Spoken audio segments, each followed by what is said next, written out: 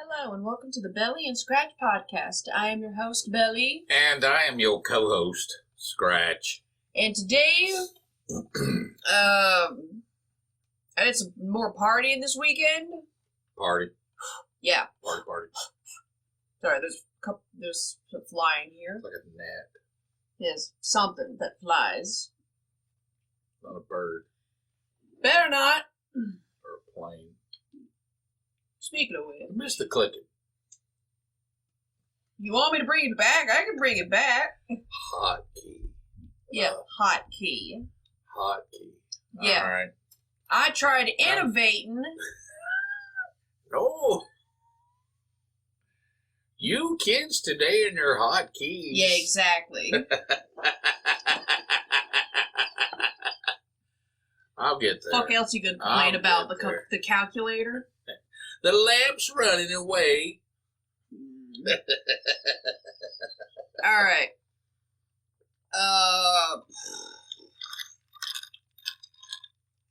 Yeah, I'm kind of beat this weekend because for me personally, it was really busy. Seemed to be. Basically, this past Friday, as of the recording of this video, this past Friday, I had gone to basically like this Halloween party, which was it wasn't a work related thing, but it was definitely like a networking thing, if you catch what I mean. Yeah. Yeah. And, you weren't gone too long, so. No. The party, here's the thing. This is like here's the thing. This is like run by an organization that apparently has to keep in mind that old people come to these parties too, because the parties generally last from like 7:30 p.m. to about like 10:30. And I'm like, early bird special and then bedtime. Yeah, exactly. So here's the thing. I'm not against like, early evening parties, but Sure. I've been to places where that shit rages into like 3 a.m. Oh yeah, I'm in there. I've been to like one or two of those parties. I didn't enjoy it. It's done around 10. Yeah, when it gets done around 10, I'm like, what the fuck? I can remember those days of not leaving the house till about 11:30 or 12. Yeah, I've done that a couple times. Not often, but it's not like... often, but yeah, it's they like, were there. Yeah, it's like if I wanted to go find like the really crazy parties, I leave around 11 or midnight, go to like the Waffle House, see what the fuck they were doing, because they were nearby. Yeah. So, sometimes you get lucky doing that. No, in my day, the parties were like technically over around 3. Sure. 3:30. Sure. That 4 o'clock in the morning stuff. That's asking for trouble. That's not a good time. No. Because most of the time, if you're at a party and you go home. Yeah. If you're at a big party, you go home and. You go home around 3:30. Sure. And if you get up real early, Yeah. But it's that. It's that 4 hour. That 4:30. That weird hour. It's a weird hour. It really is. There's a lot of weird stuff that happens at that time of the day. Because most people that are out late have gone in, and most people that are getting up don't usually get up that early. Yeah, 4 o'clock is this weird time because here's the thing. If you're trying to get home or trying to get to where you need to be around 1, 2, or 3, let's just take it, like say this. Most people, they're trying to get home unless they're going for like a weird graveyard shift. Unless you're at Denny's. Yeah, or Denny's or Waffle House or anything like that. Yeah. I'd rather go to a Waffle House at 3 in the Seriously. morning. Yeah. Yeah, you'll find some interesting folk. Yeah. People who say nothing good comes from a Waffle House at 3 in the morning. Go fuck yourself, Dan. Hell you talking about? Here's the thing. It's not safe sometimes. Oh, well, But nothing good comes from it. Oh, shut up, Reagan. I almost said Nancy Reagan there for a sec, but I think people get the joke. Sure. So, about 5, 6 in the morning, that's when people are starting to, go to work. They're trying to start the day off if they're an early riser. But 4 o'clock it's this weird hour where it's a weird time. Where that's kind of when cops are more interested in trying to bust people because you're no longer in the time zone of going home, but you're not quite in the time zone of going to work or starting your day. Getting up, going to work, starting your day. It's kind of it's this weird gray area. It's this weird. At least in this half of North America, I guess. Yeah. I don't know where it's the exact opposite, where if you're hanging around like 6 p.m., cops are like, hey, what the fuck are you doing? I can't think of anywhere where that would be something like that, 4 o'clock in the morning is just that weird time. Mm.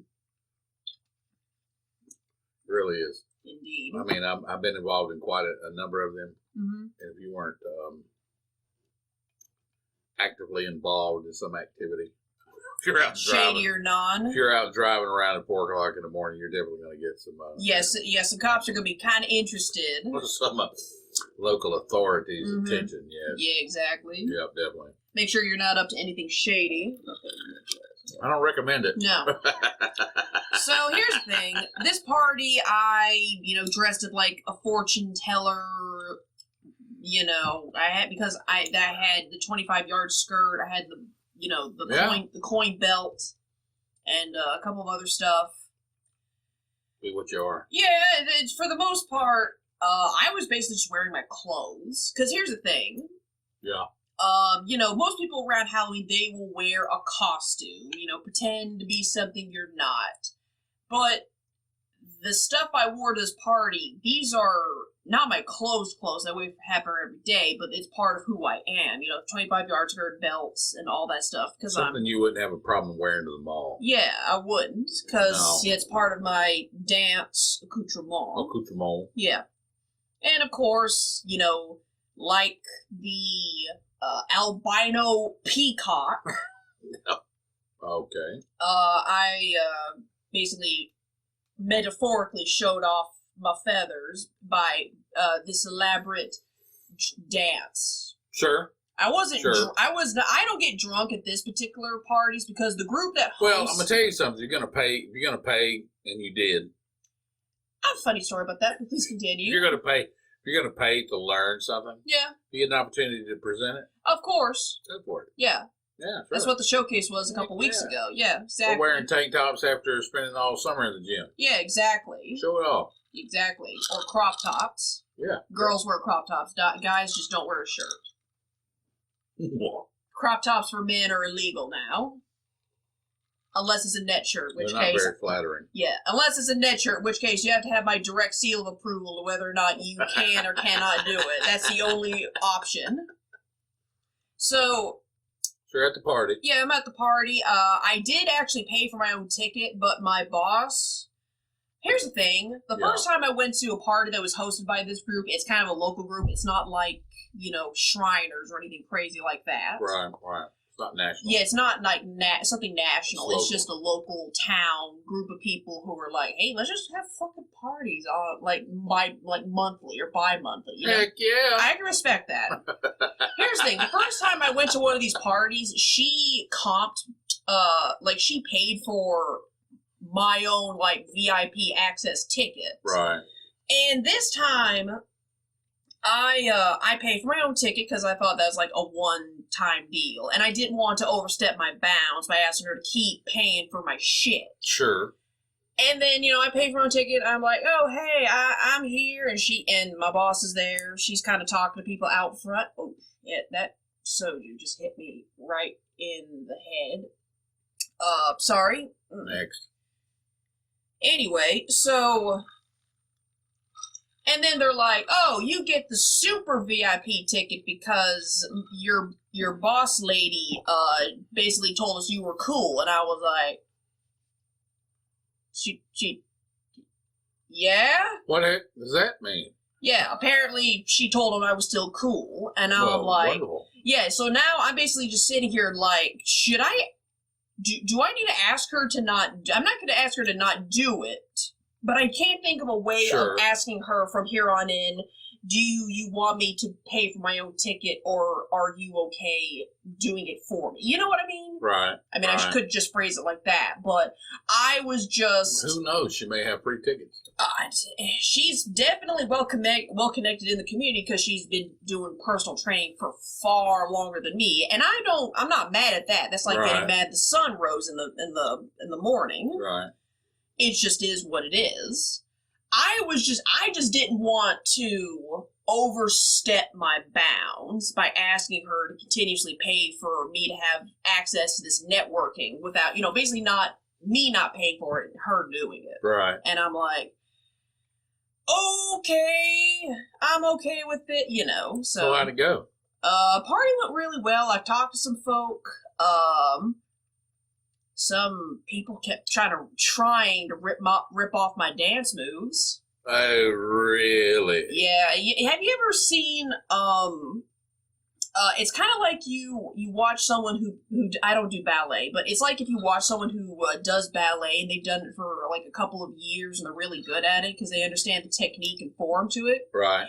And then you watch someone who they're observing this person who has taken the training and they're trying to mimic the moves themselves, and it's not quite as graceful and well put together. My closest qualifier would be people following me around in the gym. Yeah, exactly. I do a lift a certain way. Yeah. And watch somebody come behind me and do it the exact same way. Yeah.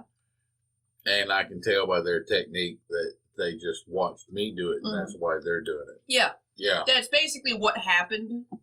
Yeah. Except I had the 25-yard skirt. Right. Which I love that thing. I love 25-yard skirts. It is now... They're very nice. Yes. It is now one of my favorite props. That and the sword. Yeah. There's Swords and skirts. Yeah. There's swords, veils, zills, the skirt, plates. I got my own plate. It doesn't look good, but it's functional. What about fans? There are fans. There are fire fans. Wings of Isis. Fire Wings of Isis, if you know someone that can make that shit. Because my dance teacher somehow got her hands on Fire Wings of Isis. She had to have them strapped to her, like physically tied to her with leather straps because they were basically made of wrought iron. Was there a stapler involved? No. No. There's Saidi Kane. Dragon Staff sort of kind of counts. Staff in general does. For the rest of the audience, I don't have a clue what she's talking about. Well, you asked, so no. I'm listening to the answer, and I'm sure it's adequate. Baskets. I have no frame of reference. Yeah. These are just the dance props that we have. There's obviously more stuff. Knives. Like more shit. Yeah.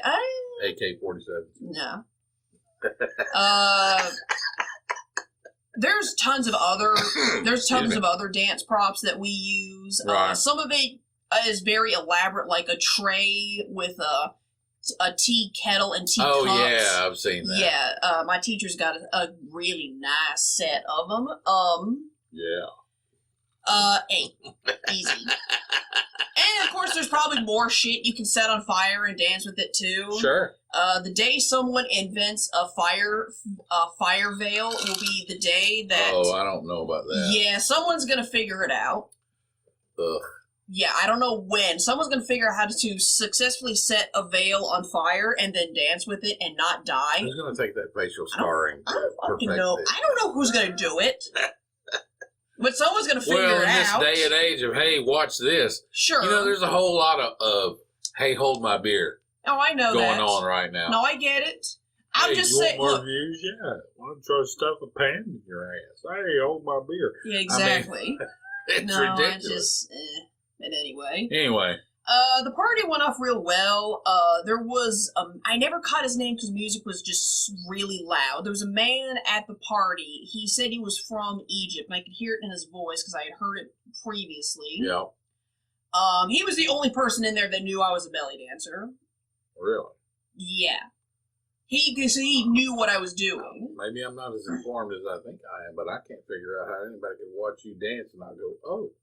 Probably because I wasn't showing my midriff. That's a belly dance. Well, I mean... Not only that, but a lot of people... gee whiz. Sure, but I also think a lot of people, they kind of group together belly dance, burlesque, and pole dancing in kind of the same umbrella, and that's really unfortunate. It's not true. Belly dancing is an ancient art. It's an very ancient art. old. I mean, it's pre Noah. I mean, it's an ancient art.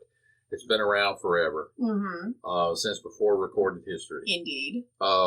So, burlesque is definitely a lot older than pole dancing, from what I can tell, and pole dancing is like within the last 2 to 500 years. I'll just be generous, say last 2 to 500 years. You actually have to be from an industrialized country to enjoy pole dancing. But you would call it tree dancing.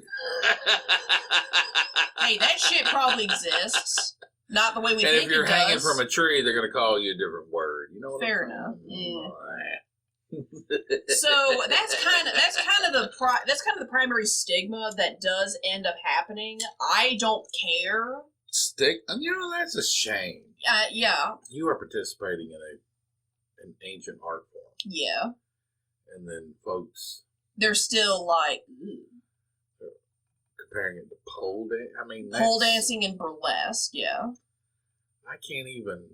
That's the difference between a steak and a can of tuna. I know. That's ridiculous. I know. That's ridiculous. Yeah, actually, I remember before the showcase, my dance teacher, she came up to me and said, "Are you sure you want your full name to be in the script?" Because, I had a solo, so I was, my name was announced. Right. Like you're supposed to do. It shows when that happens. Right. And she basically asked me that question if I was okay. And at first I was like, why wouldn't I be okay? Why wouldn't I be okay? Yeah, because my first thought was, and what I told her was, no, if you say my full name, then people will look me up on the internet. They might see I'm a personal trainer, and they might want to train with me. It's free advertisement on my end. Sure. And then she talked about the when this stuff, like, especially when it was starting to get going in the mid to late 80s on through the 90s and 2000s, how it was definitely not as well received because internet not exist. Belly dancing? Yeah. Because, think about it. Think about how long it was until yoga was finally integrated into North America. Well, it's I'm going to tell you something. Similar, the audience... I can't speak of yoga because that's a different context. Sure. Yes, it is. Yes, yoga is something that anybody should be doing. Do it. Definitely taking a look at. Don't turn your nose up to it. No. But belly dancing is, as far as the audience. Always well received by at least one gender. Sure. 100% of the time. Yeah. Yeah. And if you're getting any pushback. Usually for a different reason altogether. By someone else altogether. Right. Legitimate belly dancing. Sure. I'm not talking about some, some bullshit. Some esoteric, erotic grinding or something. I'm talking about the legitimate art form of belly dancing. No, I just... it's sensual in its... hypnotic in cases. And hypnotic in its creation and presentation. But, it's one of those things, not necessarily... that's a good point. Belly dancing is one of those art forms that wasn't created, and I don't think should be represented by a mainstream opinion of, it's something erotic. Not really. Not really. It can. You have the ability to do that. You have the ability. But that's not that's not the top 3 things that... Right. The suggestibility of the mind that it embraces that sort of presentation, I think. Indeed. Because, it's like figure skating. There may be some people that get off on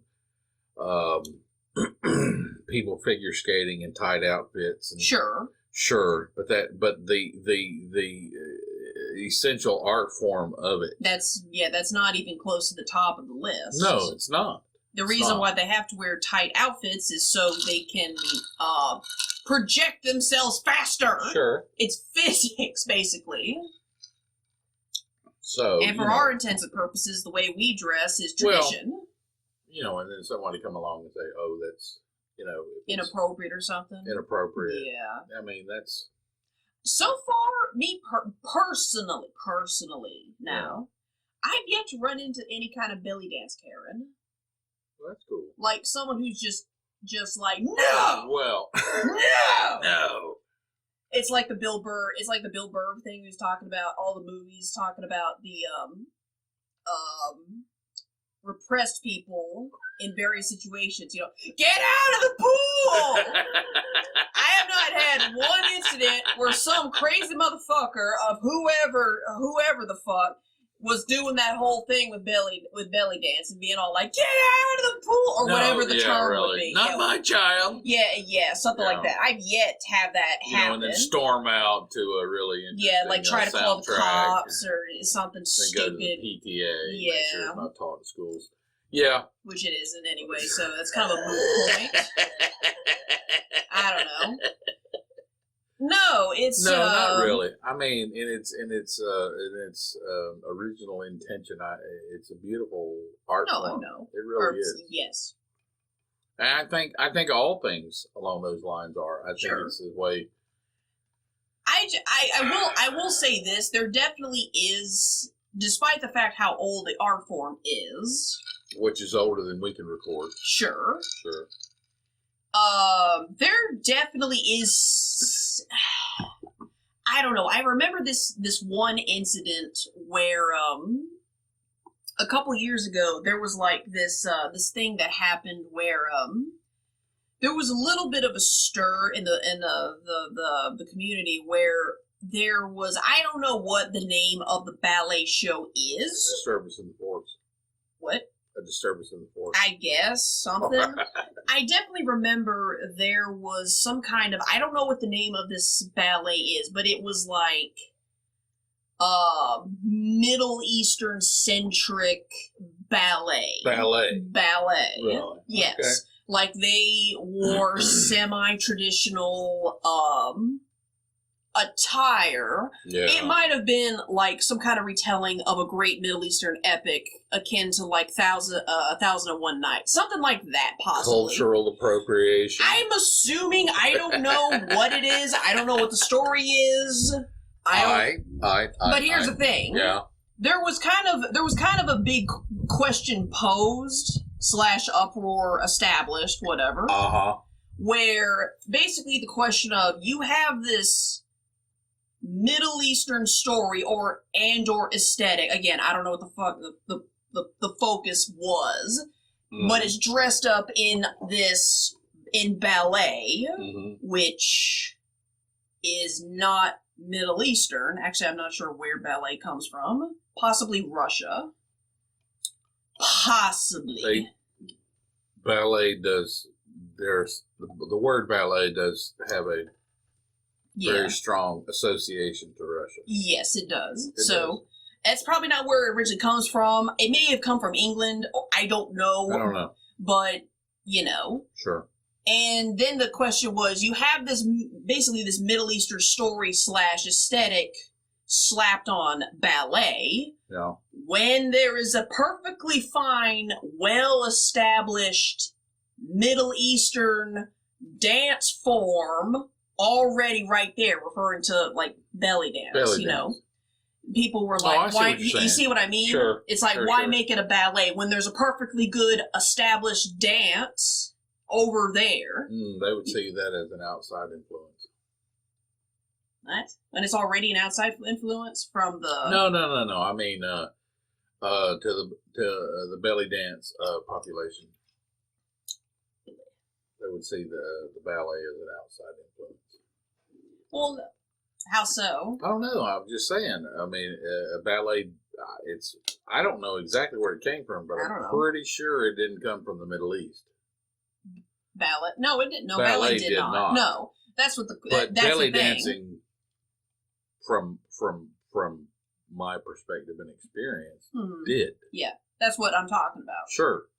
So that was kind of the question that was posed. And I thought about it and I said, okay, on the one hand, That is a very good question because, this would have been an opportunity to basically, kind of reach out and, they could have just made it easy and done like Rock Sharky, which is like the show, this like the show business side of the belly dance. That's the really flashy stuff. Yeah. Not. I argue also you can throw a little bit of Oriental in there because Oriental people are insane and they do some crazy shit. Yeah. So they could have just taken the easy route and make it Rock Sharky, but it basically would have brought belly dance to a bigger stage. But on the other hand, I'm like, there's still a lot of nose turning up towards that style of dance. So the belly dance? Yeah. So really? yes. Like who? Oh, all the repressed people in the world. Must be all Karens or something. Definitely. I mean, Oh no, stuff still happens. Like, there's this one example. Oh, I'm sure.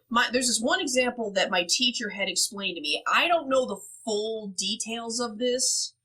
And I don't want to go into the details that I can speculate at for various reasons. Right. I believe it was Egypt some odd years ago. Yeah. And you know how there are certain dynamics in place. There are certain for yes. a certain population that live there. Yeah.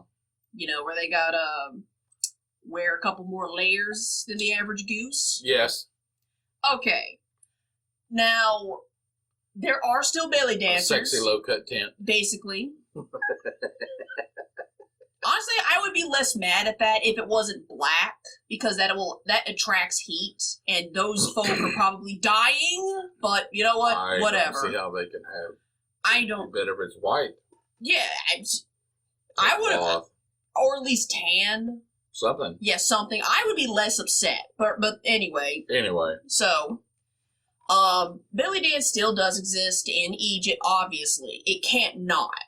So, I can't remember. Oh, yeah. Yeah.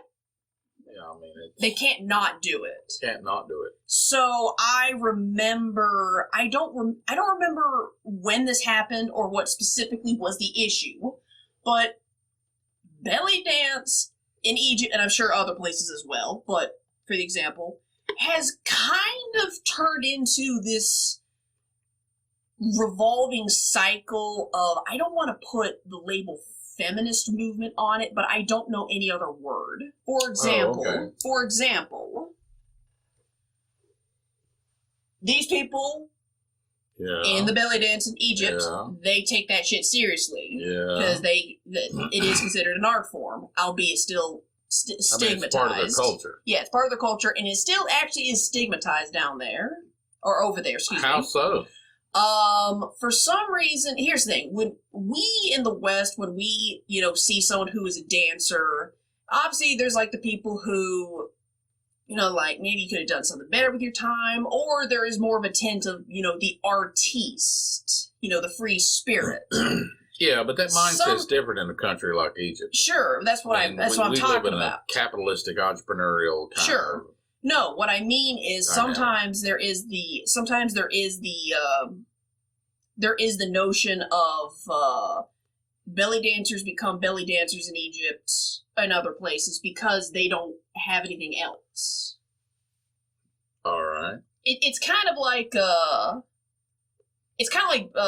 don't know. This is kind of a weird comparison. I guess bartending, because in some places that's kind of seen as like a low rung job, just something you're doing just to get by. But in other countries, say like Ireland, being a bartender is a profession. It's not just some.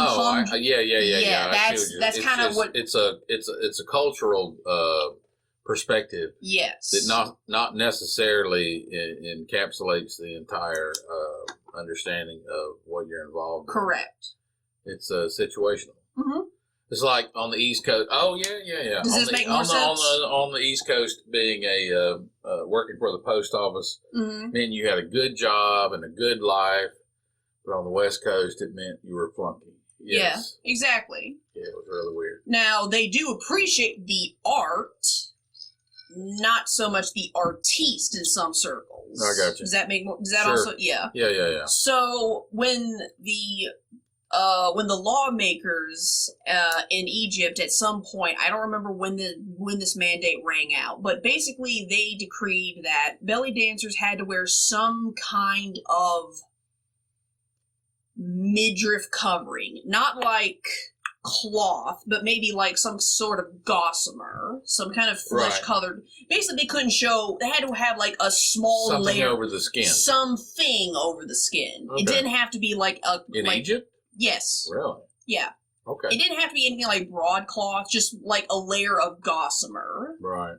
Could be see through, but you had to wear something. Right. So, as basically the blowback to that, belly dancers in Egypt decided, okay, we will wear this, thin muslin layer over the midriff, and then they started experimenting with deep, plunging V necklines. Oh. That showed off a lot of boob as a...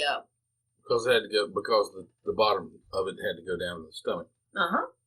Yeah. And it was basically them peaceful protesting this. Interesting. Yeah. So that's why I hesitate to put the word, feminist movement, because it's like, yes, but no. Sure. And I don't know the social intricacies. That area of the world. Sure. And I don't know the social intricacies of that exact situation. Again, I don't know when this happened. I don't know who was involved. I don't know why that mandate went out per se. Yeah. So I'm not going to comment it on any more than that. But that stigma is still there.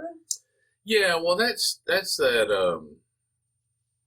in my opinion, dealing with people from the religion where you can't draw their guy. Sure.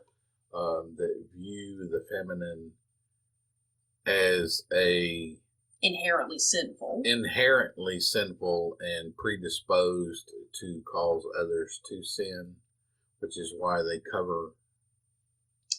Hey, I got nothing. Women up. I got nothing, man. Yeah. I don't know what people want me to say about it. To me, I mean, there is obviously this negative slant to that type of argument. Sure. Where you say that where you could obviously, I think you could consider, well, women being designed a certain way since birth can compromise the integrity of a male. Okay. Think about it. They're basically saying, I need to have this woman covered up because I'm afraid that, I will do something. Actually, they're afraid that somebody else will do something. So they're afraid that here's the thing. Someone will come along and be better or steal their woman from them. Sure. Here's the thing. I mean, I'm not. I guess. Here's the thing. I'm not for complete cover up, but I'm also sitting here like, let's not streak. You know what I mean? Right. But I think the other side of it could be almost complimentary. How so? Where you are so lovely. I am enchanted. Well, that is actually the case in some regards. They're basically saying that a woman, they are so designed according to the original plan, and women are as well, as that they can't help themselves. So, although it does lead to some inappropriate and unfortunately violent activity. Indeed.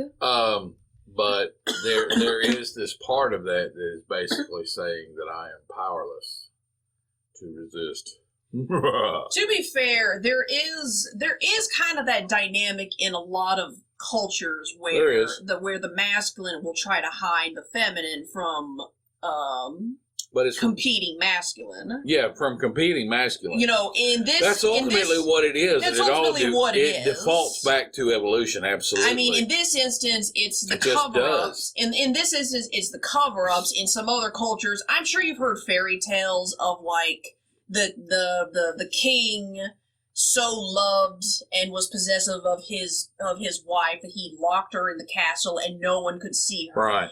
And there's incidences of that, like there's biblically, Abraham and his half sister, same father, different mother, who he was married to, Sarah. Don't ask questions, people. No, it's basically Anytime nowadays, anytime someone hears shit like that, they're playing "Sweet Home Alabama" by Leonard Skinner, which is why I now hate that song. You got an idea. I mean, you got a choice, people. You can seek truth, or not. No, I'm not trying to cover up the truth. I'm just like, truth of the matter is, they're basically trying to stabilize the bloodline. And when Abraham went before the king of Egypt, he was afraid because there was something about Sarah, which obviously was Fibonacci. Yeah. Symmetry. There was a beauty to her that Abraham knew. He knew. Yes. That going in front of this king, that this king would try to take his woman from him and kill him. Yes. So he lied to the king of Egypt, saying that she was my sister. And technically, she was a half sister, same father. So he technically different mother. He lied by omission. By omission. Yeah, which I guess counts. Well, the issue was, and I find it very interesting that even thousands of years ago, even thousands and thousands of years ago, that the king of Egypt, once finding out this woman that he had taken from this man, thinking it was her sister, technically she was also his wife. Yeah. And then returned this woman back to this man because she had been married to him, and the king of Egypt was afraid that a curse would befall him because he had taken another man's wife. Think about that. You have a king. Yeah, a king. Basically a king of the world. Yes. As far as they knew, they were the most powerful nation on earth. And in the culture of Egypt, they treated the pharaoh as if they were the, I think it's the incarnation, not Ra, but Osiris, whatever. They treated him as a god. A god. Yes, like an actual factual god. So here is this representative on earth of God, basically saying that I can't keep this woman because she's your wife. That's because that'll cause a problem. That'll cause a problem for me. He's talking about physically and spiritually. So that's a very interesting dynamic that took place. But basically, most kings. If you go into the animal kingdom, you have these dynamics where the alpha male fights the other males. Yes. And has the collection of females. Yes, the harem. The harem. And which this king of Egypt was involved in. And then once finding out that she was married. He was like, nope. Get the fuck off my property. Get off my property. Yeah. I have heard it's very interesting. I've heard many interpretations that while Sarah stayed in the company of the pharaoh at this particular time, I don't know. Right. Seti, Ramesses, I don't know who it was. But this pharaoh during the time of Abraham, I had heard many interpretations that when Sarah was in the company of this pharaoh, that sickness and issues fell upon the house of Pharaoh, and for the longest time, or for a while, the Pharaoh had no idea what was happening. He was sick, his children were sick, the livestock were dying, and he was like, "What the hell's happening?" Egyptian, but once it came forth that he learned, that Abraham was actually her husband. Yeah, the Pharaoh told her. Yeah, basically sent word to Abraham, hey, come get your wife. Come get your wife. Take any servants that she has spoken to, take anything that you've touched, and fucking leave. And leave. I've heard many interpretations of that as well. That's one of those things where, we've talked about that. There are these fundamental, for lack of a better expression, dynamics to these laws of the universe that you just don't break. These laws of existence. Mm-hmm. You want to, and it isn't my perspective. Yes, it's something that's been handed down for thousands of years. Yeah, this isn't new. It isn't new. No, it isn't new. Okay, because some belief system over here has maybe excuse me. Has categorized it mm-hmm. and defined it. Yeah.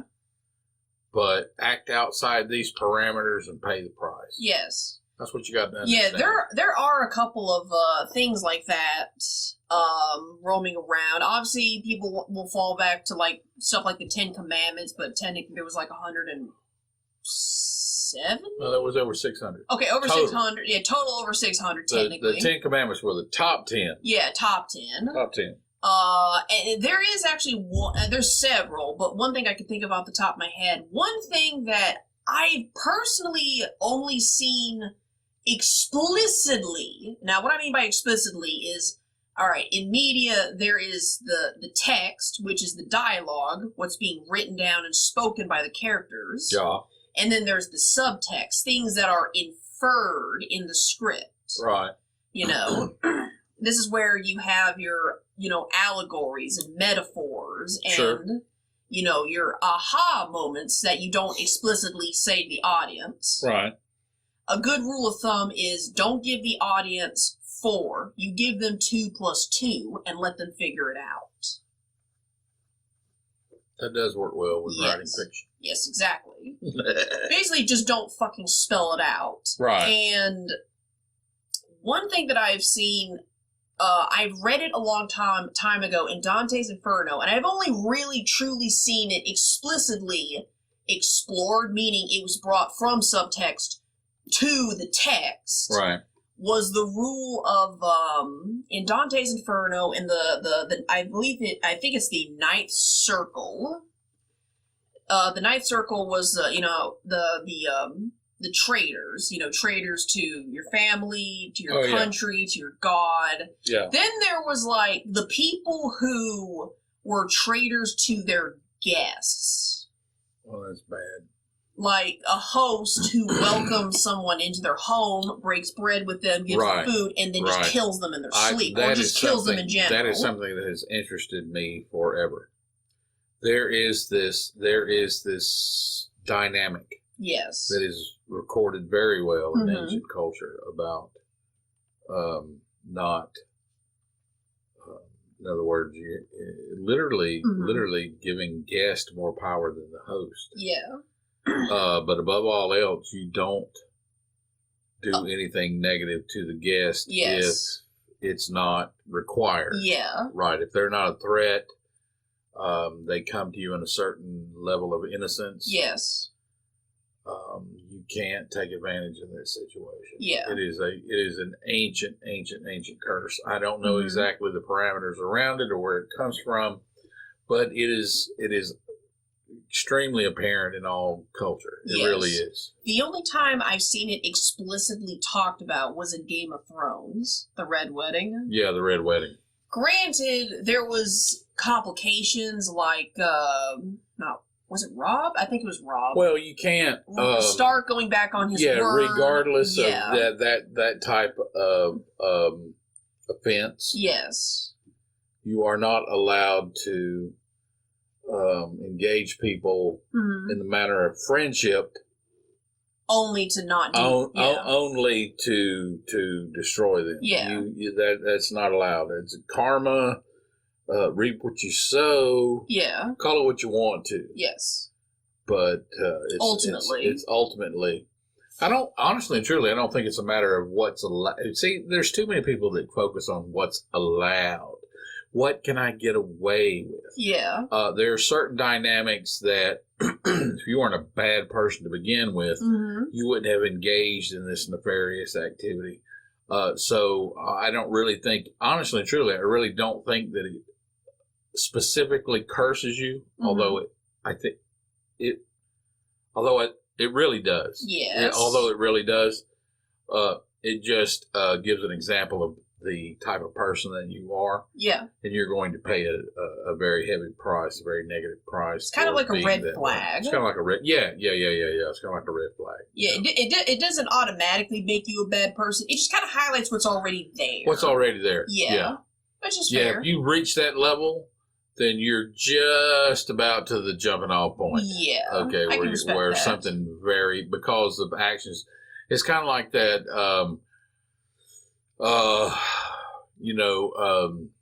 Living to the number of days that I've lived to be able to look at things and say, this person has created this negative aura, this negative experience, this negative timeline, and they're going to pay a negative price for being the way they are. Yep.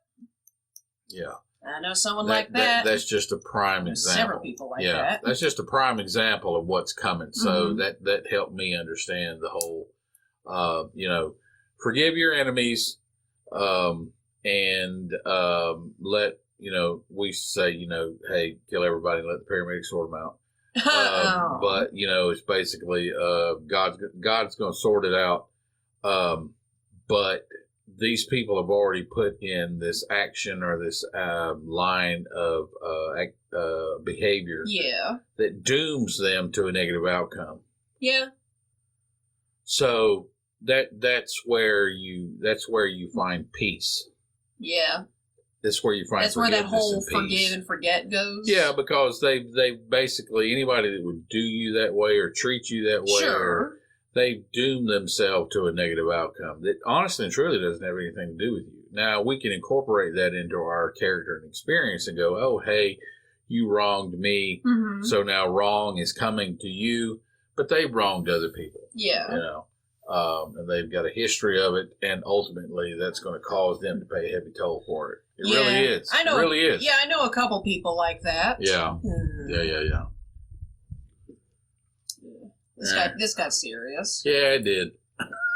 I want to talk about the D&D one shot I did because I am fucking tired from it. You were all like, had your hoodie. Yeah. Your weed hoodie. Well, the red one, but yeah. Me and a couple of friends of mine, we got together for like a D&D one shot that lasted till about 1 in the morning. We started at 6. You crazy kids. The guy doing the DMing, it was the first time DMing. He was running a module, and it was pretty cool. It's not like, for people who know what I'm talking about, it wasn't like anything standard, like a Gygax module. It was something that some Twitch streamer. Huh? Shut up. I don't expect you to know this. I don't. That's why I'm not telling you so explicitly. Woo! Anyway. Yeah. It was I forget who made the module. It was some Twitch streamer who normally runs it. It's about a mermaid. It was about mermaids. Feral mermaids. I'll explain. I thought all mermaids were feral. Not quite, apparently. Really? Apparently not. Oh, really?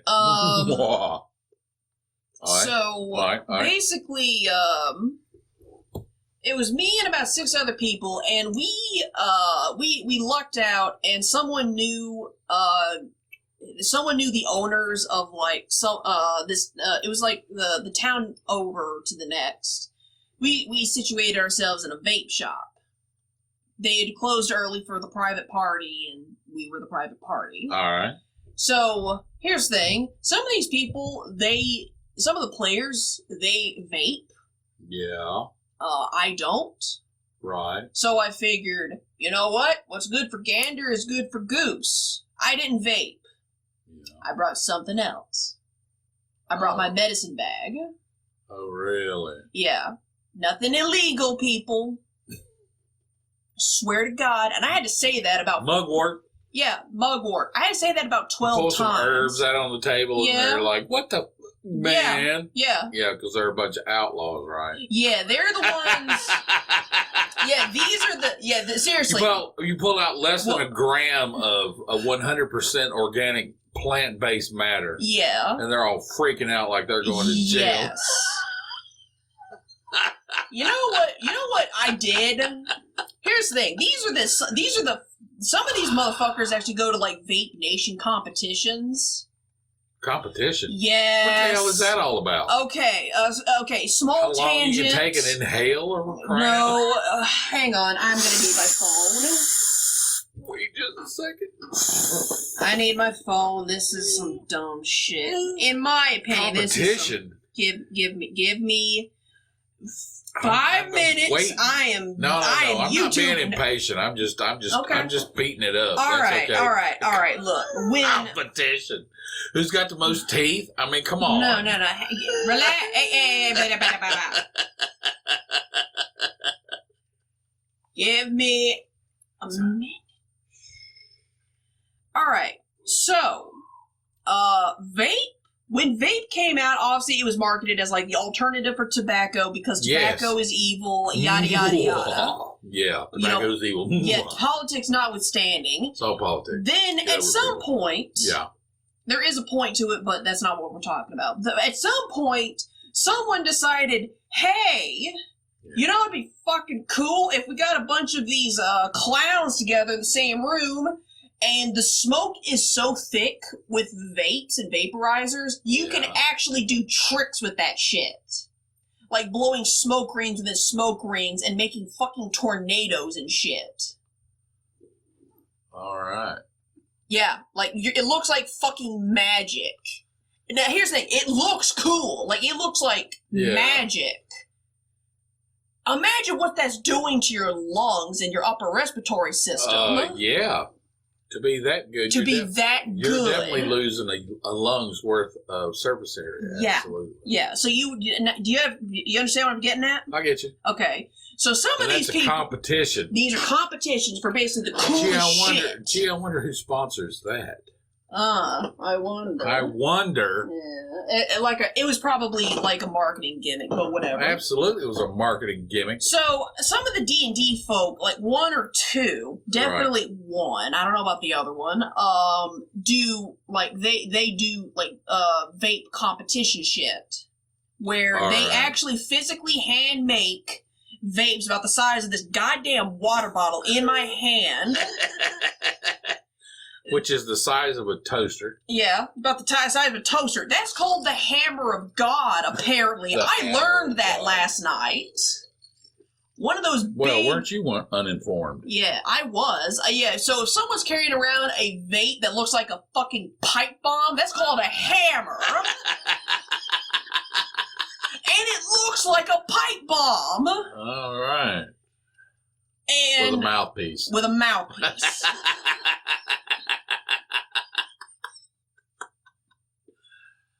Oh, you kids are killing me. Yeah.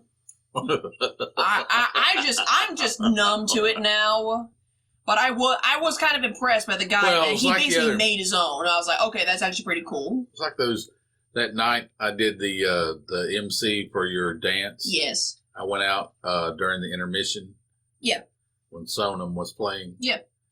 And there were 3 dudes outside vaping, and I walked past them out to the sidewalk. Yeah, sidewalk. And lit up a cigar. Yeah. You know.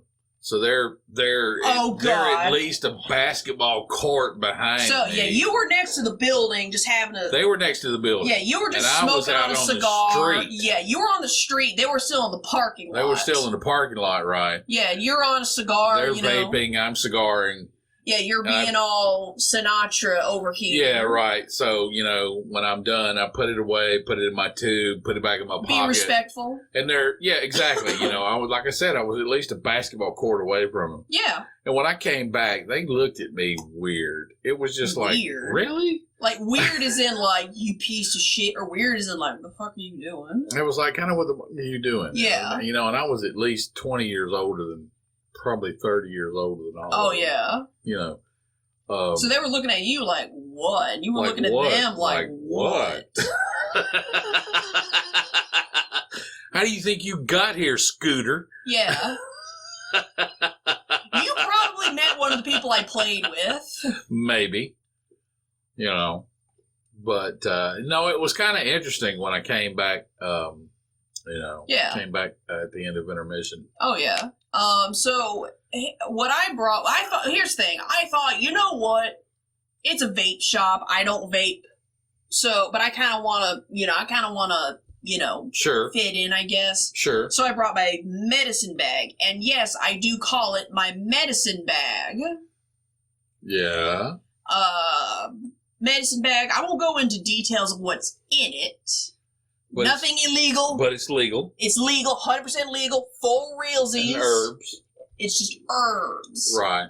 Right. Yeah. And things that the things that this side of the country is deemed legal. So shut up. Yeah. Nothing illegal. I checked. Right. Anyway. So I bring my medicine bag. Yeah. It's this cute little thing. It's so cute. It is very cute. And I got it specifically for the purposes of being this medicine bag. Right. This is what I was going to carry everything in. Not with me, like, to work or anything. Just, sure. If I'm out and about. Right. And not often, because I don't need to do that often. No.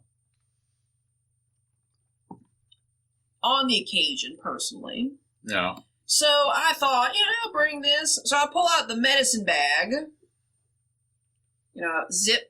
I unzip the top lid, pull out the fucking Clipper lighter, which freaks everybody out. The brand is called Clipper. Right. I think it's like opposite Bic, and it's refillable. Uh-huh. You just put butane in the bottom, and you're set. So it's my favorite. Sure. It's bright and colorful, so I can find it easy. And then I undo that, and I get to the main pouch where I've got the medicine. Right. And I pull out this tube. And, okay, to be fair, I didn't tell anyone I was bringing this. Right. So when I just pull out the tube, it just automatically looks illegal. Talking about like a glass? No, like a plastic tube with paper rolls in it. Oh, okay. So they were kind of like, what are you doing? Ooh. Yeah, and I was like, it is not illegal, because I'm pretty sure if it was. And I popped the tube open, put one of the paper rolls in my hand. Right. And they should have known immediately if it was illegal or not. From the second I popped that tube open, there wasn't a peculiar odor that is associated with the illegal activity. Well, that comes from people not experienced with it. Oh, these people are experienced with it. Really? Yes, they are. So they can't tell the difference between what you're doing and what they do? I know some of them were trying to fuck with me, being like, are you sure you're not high? And I'm like, technically, yes. But not what you think it is. It's always interesting how people try to. It's like, I'm not trying to cool. Yeah, well, for lack of a better expression, they try to cool up and go, "Hey, man," and then they start all this other stuff. I find it very interesting. They're trying to find that group dynamic to grab onto. Yeah, no, I'm just like, look. I already made somebody promise I wasn't going to be a drug dealer, and it's not going to be. I'm not breaking that today. That's right.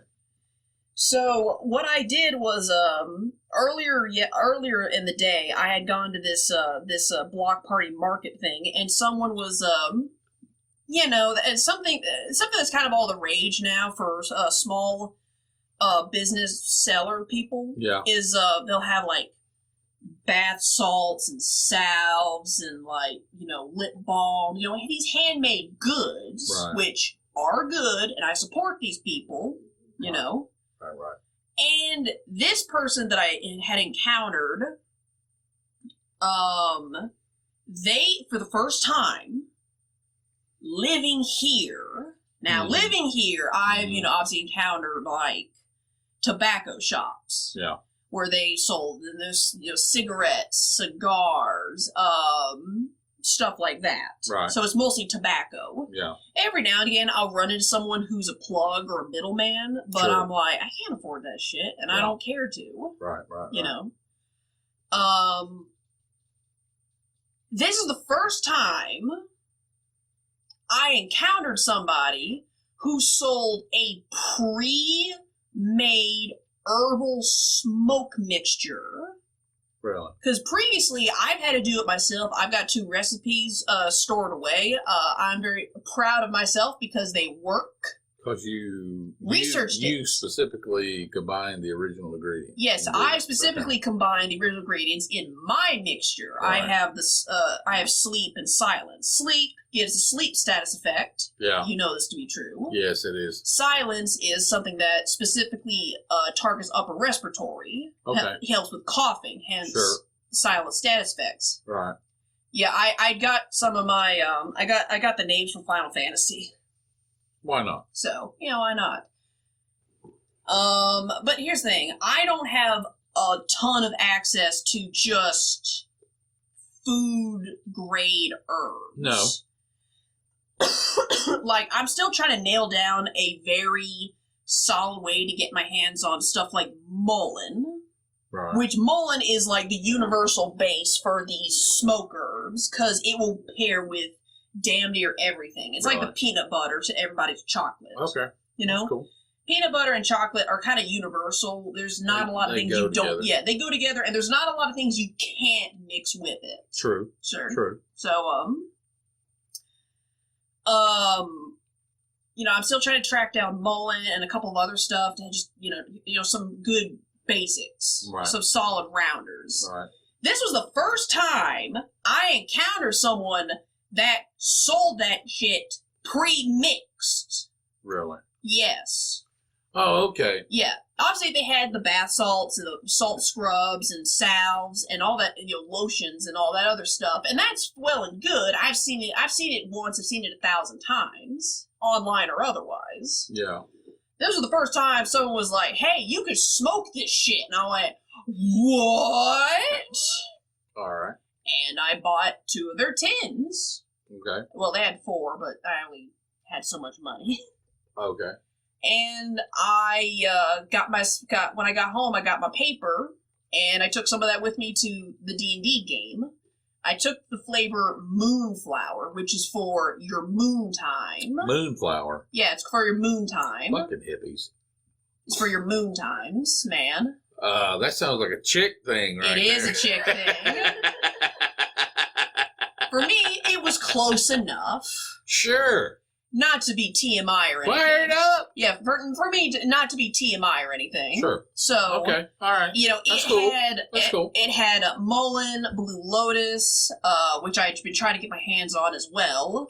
Because apparently, blue lotus... Was the word purple involved anywhere? No. All right. Blue lotus is apparently it's a flower that is associated with Have you ever seen like stuff in movies where someone smokes something and then all of a sudden they're like astral projecting? No.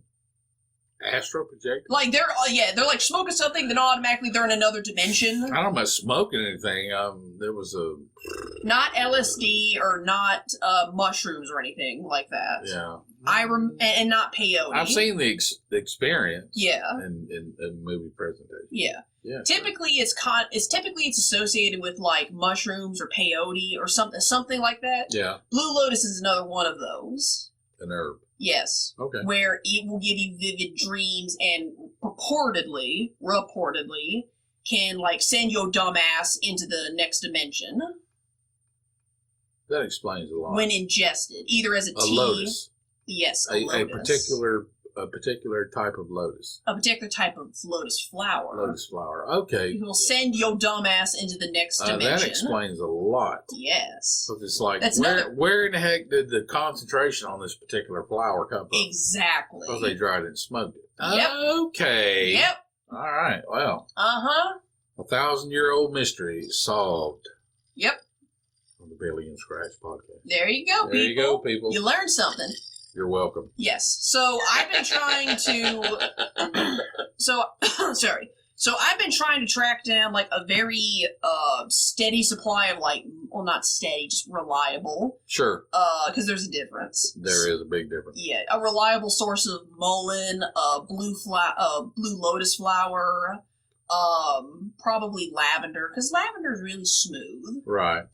and it was just some staples here and there. Right. So this person was selling. They were selling this thing called moonflower, which is for ladies' moon time. Sure.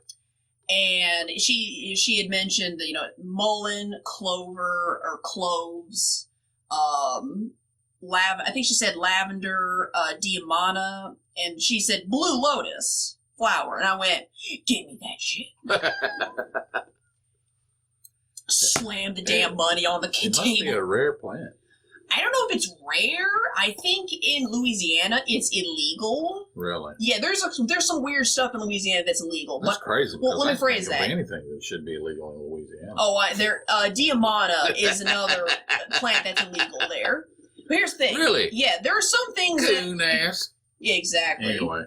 No, there are some things in Louisiana that they say is illegal where at first glance you go, why the fuck is that illegal? And then other times I try to think about it, like stuff like they make certain plants illegal, not even the electric lettuce, just certain plants. Right. That just shouldn't make sense. Like, why would you ban a flower, Right. Then I start to think about it and I go, I think the hoodoo people probably did something to cause that law to get put in place. I don't know what type of herb. I don't know if that plant's indigenous to that part of the world. No. I just mean I don't know either. It's just always a guess. Sure. I don't know what herbalism is used in that practice. Yeah. That's just kind of something I just automatically think of where I'm like, yeah, some black magic or just magic user, whatever. Magic users probably did something. I don't know. Who knows? So I bring some paper. Pre-rolls. Right. I bring some pre-rolls to the vape shop, and everyone's just giving me shit like, you better not get high. And I'm like, shut the fuck up, Steve. You're over here making the ambient atmosphere for the campaign. Because he's making our own fog. Right. With dry ice? Vape. Oh, vape. He's vaping so much, there's fog. Oh, okay. Yeah, sure. Yeah, exactly. No, I was nice. I shared. Secondhand smoke with you, buddy. Yeah. Secondhand cloud kill at this point. So. Yeah. So, no, I was nice. I shared. Sure. I did not partake in the vape because I don't do that shit. Yeah, chemicals. No. Anyway. Yeah, any form of smoking is bad for you, but I'm not doing vape. That's not my gig. Once again, stuff made in the lab. Yep. Yeah. Not my gig. Not my gig. I don't do cigarettes or cigars, but, Right. Anyway, so the campaign basically revolved around this lord's son who is an asshat, possibly gets kidnapped, and we're hired to go bring his ass home. So we're like, okay, we're gonna search here and search there.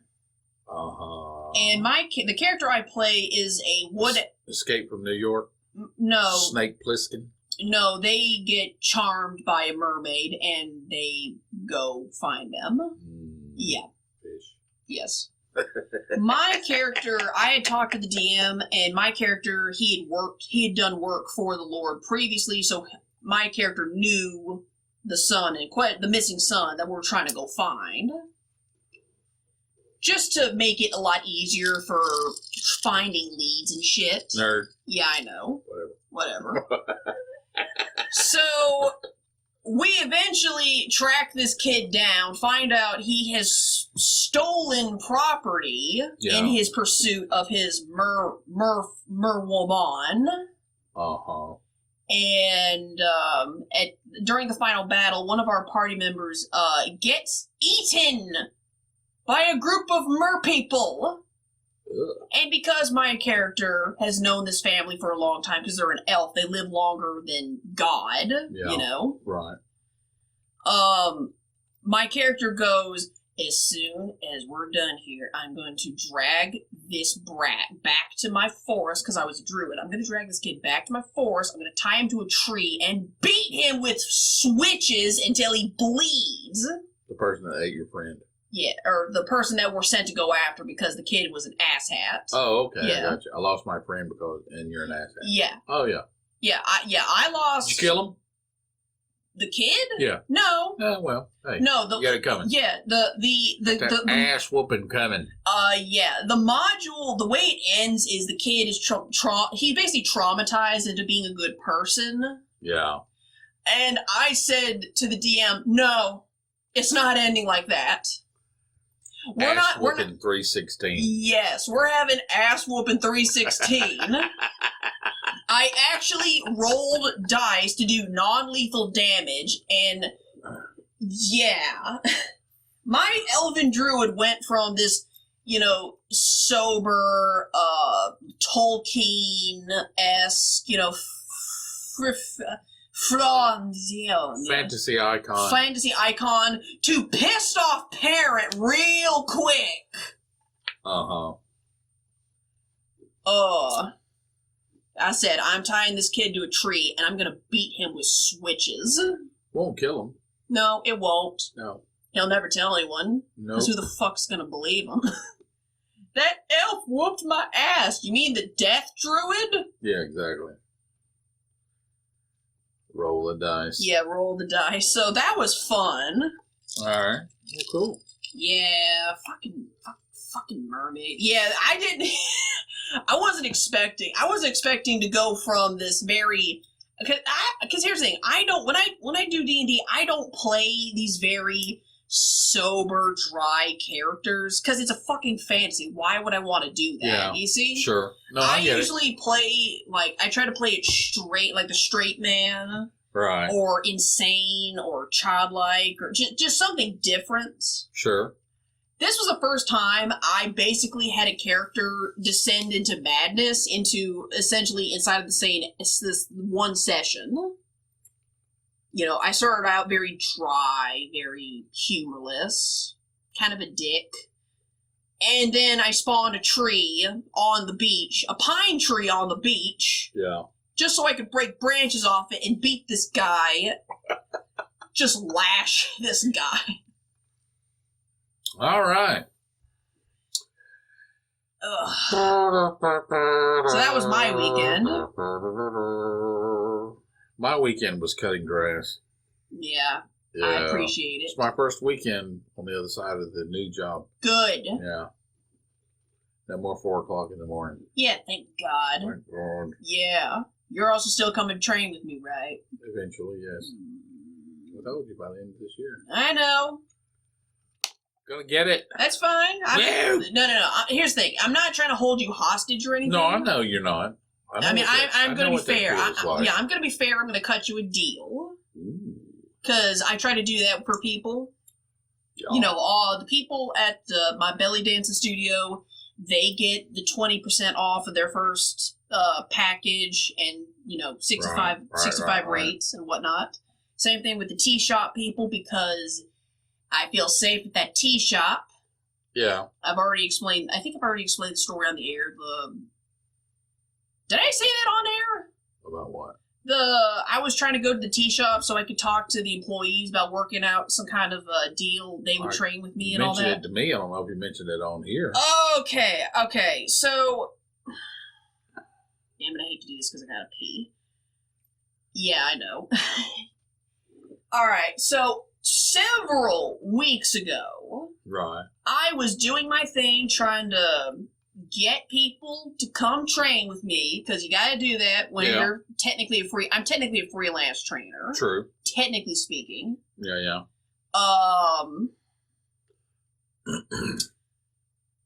So I'm doing that, and right in the town square, or Plaza Square on Main Street in the town I'm in, right, there was, now sometimes at this plaza there's like musicians, there's, like people trying to gather money for donations and charities, sometimes there's even street preachers. Yep.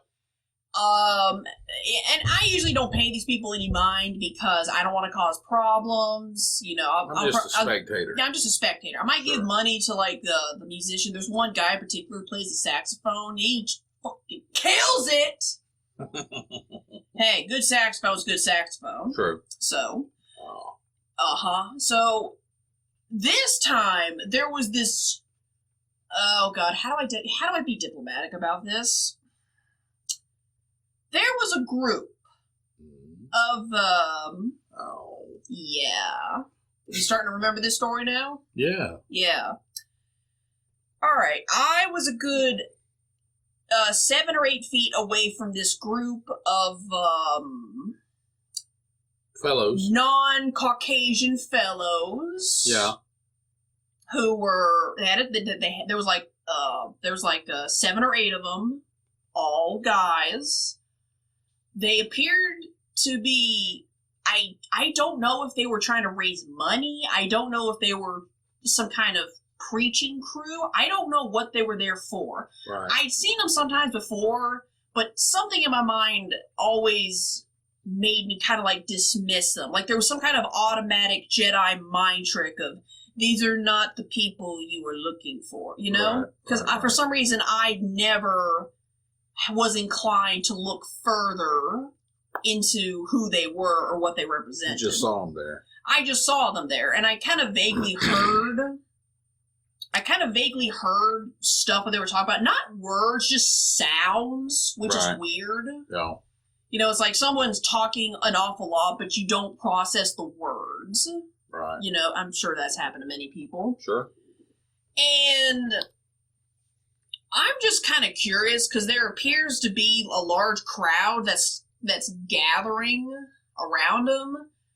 And I looked in their general direction, and the very second I look to my right, because I was trying to pass them to go to the tea shop on Main Street, I see this 5'5", had to be about 5'5". This chick was short, blonde woman.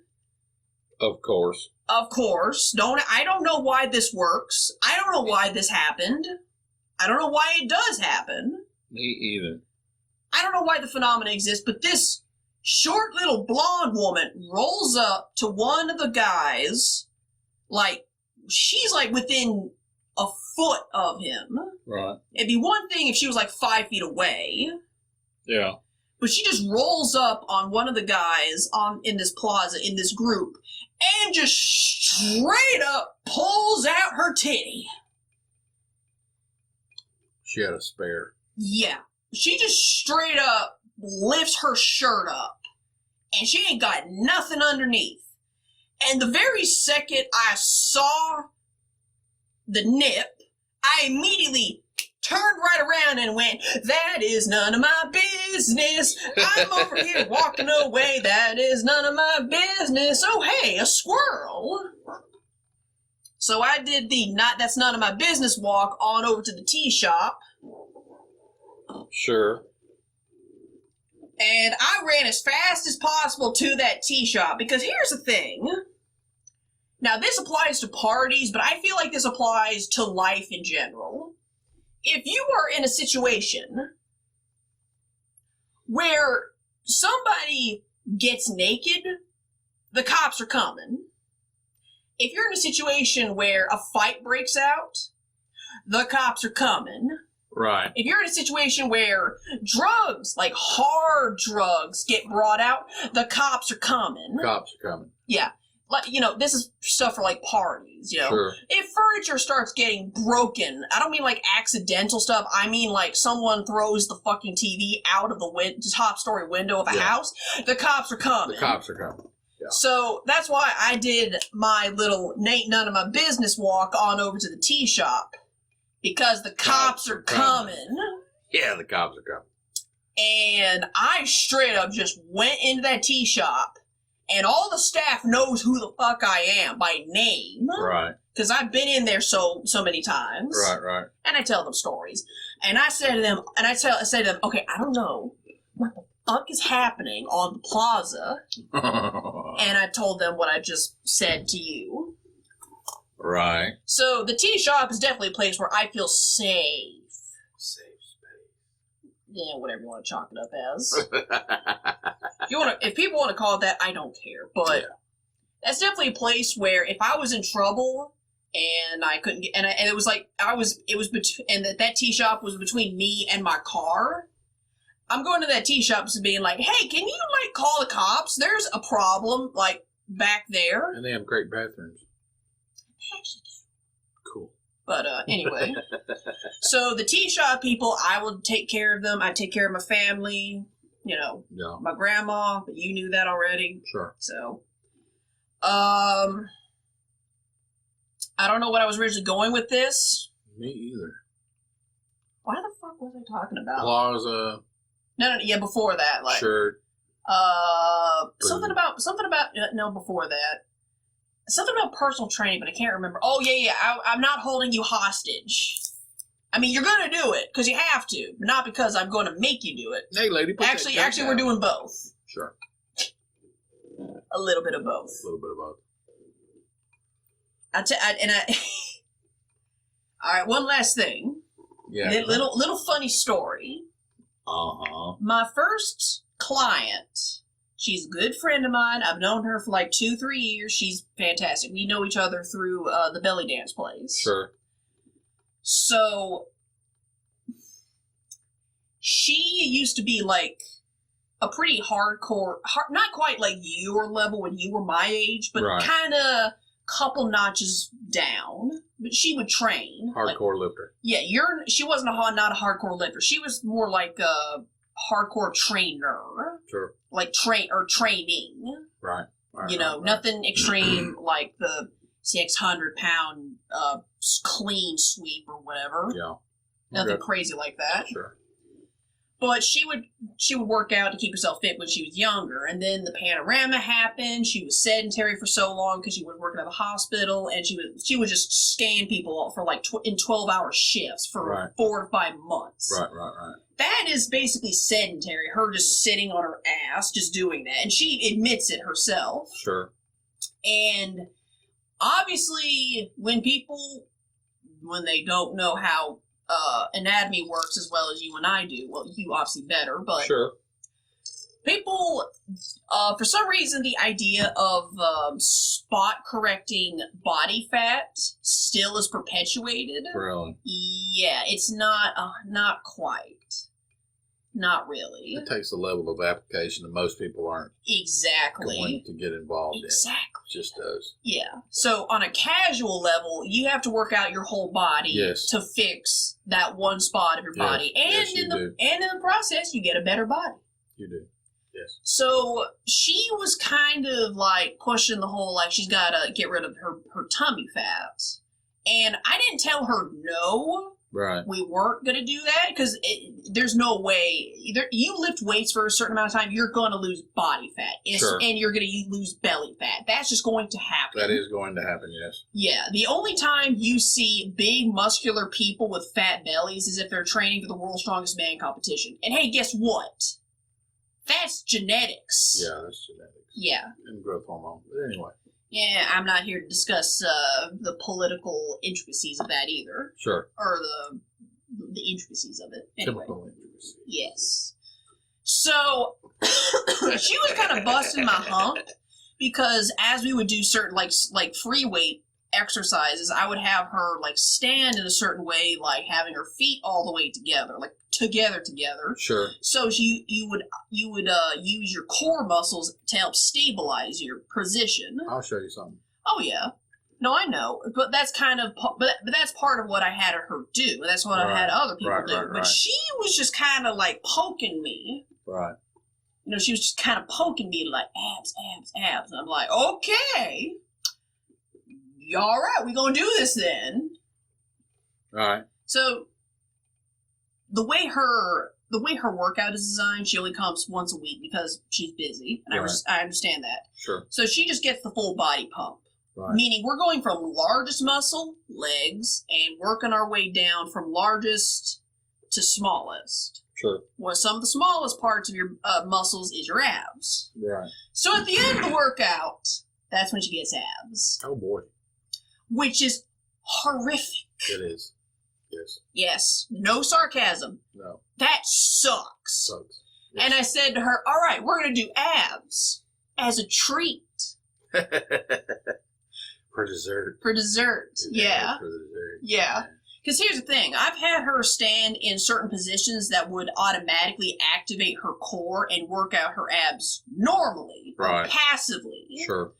So she's been passively working on her abs for the whole hour. Now she has to actively do it. And you know what? It's easy to talk about it. She was not happy. No, they're not. Now, I didn't make her miserable like, hey, here's a 50-pound plate. Now do 50 sit-ups. No. Sure. There's one guy that does that, and I haven't seen him in 3 weeks, and I don't know if I need to be concerned. He strained his taint. I don't know what this guy is. You ever see someone and you're like, I don't know what the fuck that person is. I don't even know if they're a person. They crawl out of their car. Yeah. Anyway, so I miss Rick actually. Cool. Not your Rick, another one. I understand. So no, I was like, okay, do some sit-ups, like do 10 of them. She did it, but she was not happy. Yay. And I was like, you're paying me to punish you. Yeah, basically. Yeah. And I tell people that I'm not mean unless you bring it out of me. Sure. You know, because people who've known me in the past, i.e. high school, which there's not a lot of people that really know me from high school that's still around in the area anymore. True.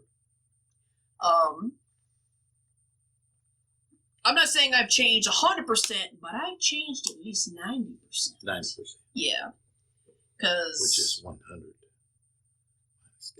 Yes, math people.